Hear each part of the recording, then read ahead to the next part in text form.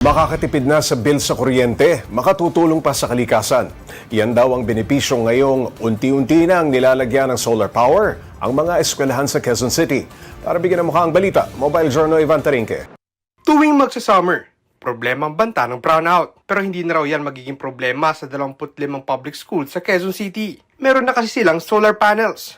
Nararamdaman na nga raw ang benepisyo nito kahit hindi pa tag-init.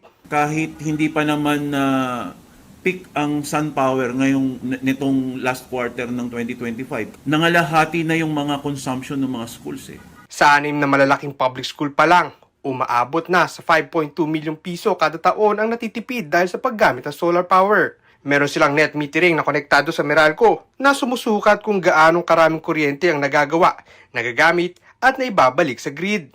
Dahil sa net metering, na ma-maximize ng lungsod ang pinapayagang 100 kilowatt peak na solar production bawat paaralan, ang pinakamataas na pwedeng export ayon sa ERC at Meralco. Ayon sa Quezon City Engineering Department, ang natitipid sa kuryente ay hindi lang nananatili sa bayarin. Ito ay maaaring ilaan sa iba pang pangangailangan tulad ng mga libro, maintenance ng eskwelahan, daycare centers, health centers, gamot at medical supplies. May plano rin ng lungsod na gamitin ang posibleng energy credits mula sa sobrang kuryente para sa iba pang bayarin ng city government. Kung pwede nga sana na yung mga mas maliliit na mga schools na hindi malagyan ng solar, halimbawa mga daycare centers, makompensate yung credit from Meralco, yun na ang sasagot sa bill ng mga daycare centers. Ang solar energy hindi lang para sa kapaligiran. Isa rin itong pamuhunan sa edukasyon, serbisyong publiko, at mas matibay na kinabukasan ng mga mag-aaral. Mga kapatid, Mobile Journal Ivan Tarinque po, hatid ang muka ng balita. Pag-usapan pa natin ang solar-powered schools sa Quezon City kasama si Mobile Journal Ivan Tarinque. Ivan, kailan ba sinimulan itong proyektong ito sa QC? Pops J, ito na buksan daw to, naging operational daw itong solar panels ito noong August. Oo. No, so patapos na siya ng taon, pero ayon doon sa ating nakausap na engineer, no, talagang naramdaman kagad yung epekto nung nangyaring pag-operate nga ng solar panels na ito dahil yung dating 6,000 kilowatts daw na nakokonsume ng isang paaralan bumaba daw ng 3,000. So mahigit around 50% kagad daw, Pops J, yung nabawas. And na-expect nga na pagdating pa ng mga mabubuksan pa mga future na solar panel schools, baka mas tumaas pa raw yung kanilang matitipid, Pops J. Okay, Ivan, kamusta naman ang kuryente sa nalagyan na ng solar power? Hindi na ba nagba-brownout?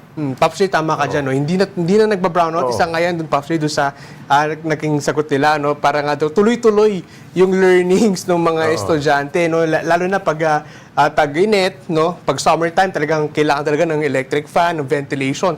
So dahil dito sa mga solar panels na ito, Pops J, mas hindi magkakaroon ng kakulangan ng kuryente. Kaya naman mas makakapag tuloy-tuloy yung pag-aaral ng mga estudyante at kahit pa paano fresh pa rin kahit tag-init na yung panahon, Pops J. Ivan, limitado ba sa public schools itong nilalagyan ng solar panels? Pops J, sa ngayon hindi, no? Marami na rin mga hospitals, pati yung civic center sa Quezon City City Hall na compound, no? Nalagyan na rin yan ng mga solar panels. No? Pero itong mga schools na to, Pops J, nasa 50 actually yung planong lagyan. No? Nasimula na yung 25, so another 25 naman daw yung lalagyan pa ng mga solar panels ngayong taon, Pops J. Pero mahal mag-setup niyan, di ba? Sabi ng LGU, makakatipid sila. Pero magkano ba ang gasto sa pagpapakabit naman ng solar power sa kada eskwelahan? Pops J, yung commercially, no, usual na nagagastos sa pagpapakabit ng isang solar panel is around 100 plus thousand. Okay. No, pero ayun nga, after naman kasi ng pagtagal naman kasi it's an initial investment, tas long term naman daw nababawi. Gaya nga nung nabanggit nila na nakalahati kagad yung kanilang energy consumption. Kaya ibig sabihin, mas bumaba rin yung kanilang energy bill, Pops J. Ayun. Maraming salamat, Mobile Journal Ivan Tarinque.